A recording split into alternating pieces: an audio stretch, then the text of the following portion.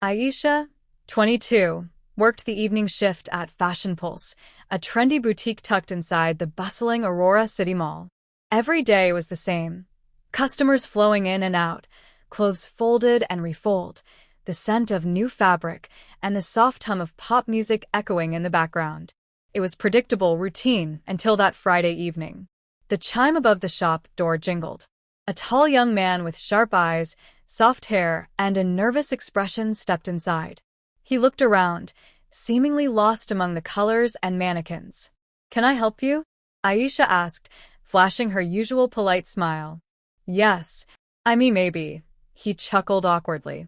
"I'm looking for some clothes, something different." "Different how?" "Different like the way you're different," he said, eyes locking with hers. It was an unusual line, but there was no sleaze in it, only sincerity and something else Aisha couldn't name. They laughed together. She helped him try on jackets, shirts, even a scarf he absolutely didn't need. But it wasn't about the clothes anymore. For over an hour, they talked about movies, dreams, books, and how both of them liked mango ice cream. His name was Armaan. When he was about to leave, he paused. "I don't want to sound crazy," he said, stepping closer, "but I haven't felt something like this before. You probably hear this from customers all the time." "No," she said softly, "not like this." He grinned. "I want to see you again. Not as a customer, as something more." Within a week, they were inseparable. Their first date was in a rooftop cafe where the city lights flickered like stars below. Armaan leaned in and kissed her gently, his hand brushing her cheek. Aisha's heart thudded in her chest like it had been waiting all her life for this moment. Their romance bloomed like a summer flower, rapid and radiant. Aisha found herself looking at the clock during work, counting hours until she could meet him. Armaan would sometimes show up unannounced just to bring her lunch or to see her smile. One rainy evening, after a long walk under shared umbrellas and stolen kisses, Armaan led her to a quiet boutique hotel on the city's edge. Room 208.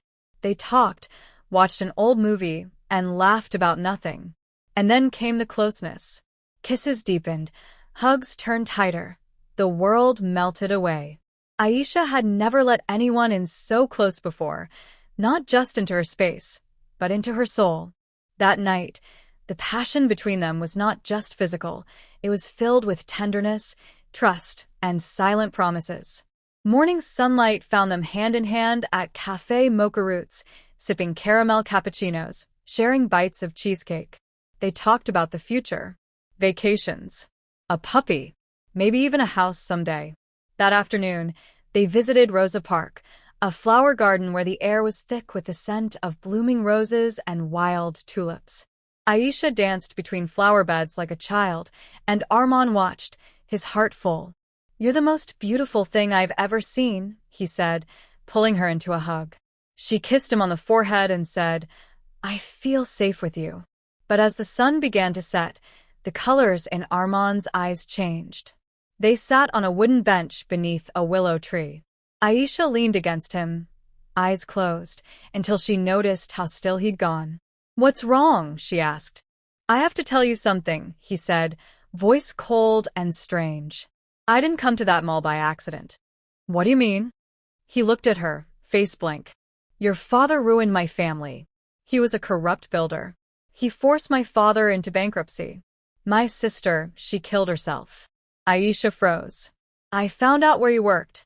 I planned everything. Getting close, earning your trust. I was going to break your heart and leave you." Silence. "But I didn't expect to fall in love." She stood up, stunned. "You used me?" "At first," he whispered. "But now, I love you, Aisha. I'd die for you." Tears rolled down her cheeks. Her mind was spinning. Everything felt like a lie. And yet, his eyes were filled with pain, not deception. Then suddenly, a loud crack echoed through the air. Armaan collapsed, a dark red spreading across his white shirt. A man stood a few feet away with a pistol, her father. "You should have stayed away from my daughter," he said coldly. Aisha let out a scream that tore through the peaceful silence of the flower garden. The birds scattered into the twilight sky as Armaan crumpled to the ground, blood blooming through his white shirt. Her father, Mr. Ansari, stood several feet away, his gun still warm, his face void of remorse.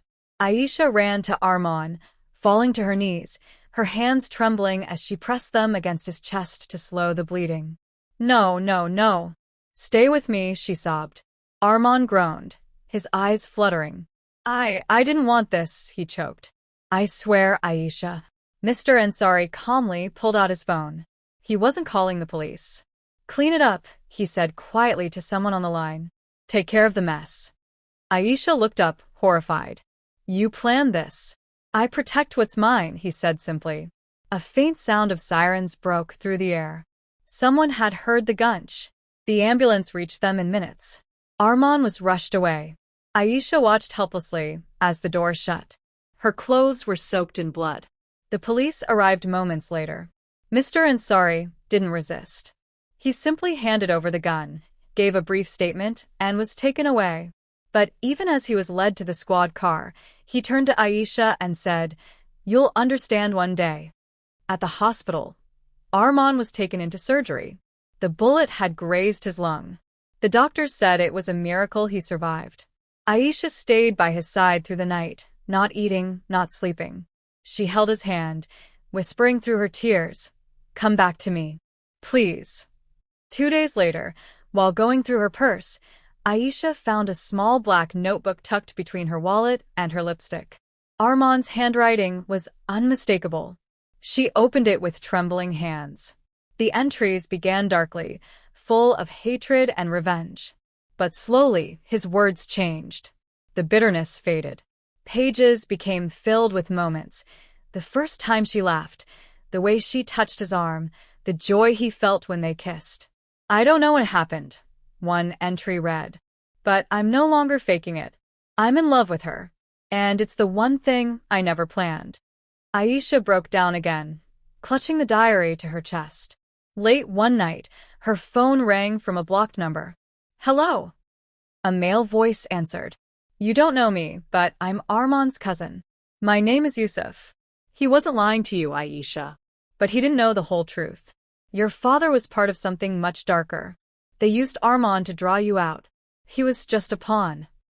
Her blood ran cold. Who are they? "Look into your father's old business partners. And whatever you do, don't trust Meher."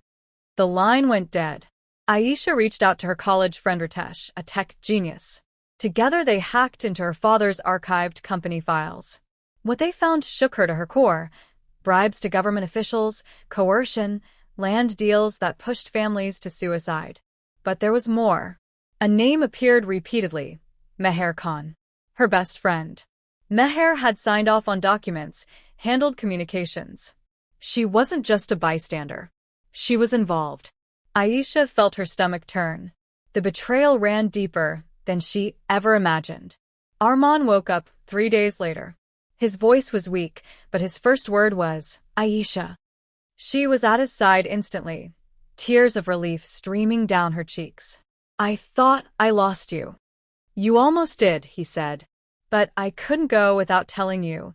Everything I felt was real." She showed him the diary, the files, told him what she found. "We were both used," she said. "But now we're going to end this. Together." Aisha confronted Meher at their favorite coffee shop. Meher smiled coldly. "So, you finally figured it out. Took you long enough." "Why?" Aisha asked, her voice shaking. "Your father paid me to watch you, report on you, control you. Everything you did, I knew. You think you were ever free?" When Aisha got up to leave, Meher offered her a drink. Aisha didn't touch it. Later, she had it tested. It contained sedatives. Aisha and Armaan went into hiding, staying at a remote farmhouse owned by Yusuf. There, they compiled everything. The diary, hidden files, recorded conversations with Meher. Ritesh helped them package it into a media expose. Armaan was still healing, but he refused to stay back. "I need to do this," he said. "Not just for us. For my sister. For everyone your father ruined." The expose dropped on a Monday morning. By noon, #Ansari scandal was trending across India. News anchors dissected every detail. Aisha and Armaan appeared in a pre-recorded video, sharing their story. Mr. Ansari was arrested again. This time, there were cameras everywhere. Meher vanished. Her accounts were frozen. A warrant was issued. The empire her father built collapsed like a sandcastle in the tide. Weeks passed. Armaan recovered. Aisha cut all ties with her old life. The boutique mall job was gone. So was her past. One morning, she and Armaan returned to the same park. The flowers were in full bloom again. After everything, he whispered, "Do you still love me?" She smiled. "I never stopped." They kissed beneath the same willow tree. But just as the wind rustled the petals, a small drone buzzed past. A red blinking light. A message pinged Aisha's phone. "It's not over." She turned pale. Armaan looked at her. "What is it?" Aisha looked around slowly. "We were just pawns in a much bigger game."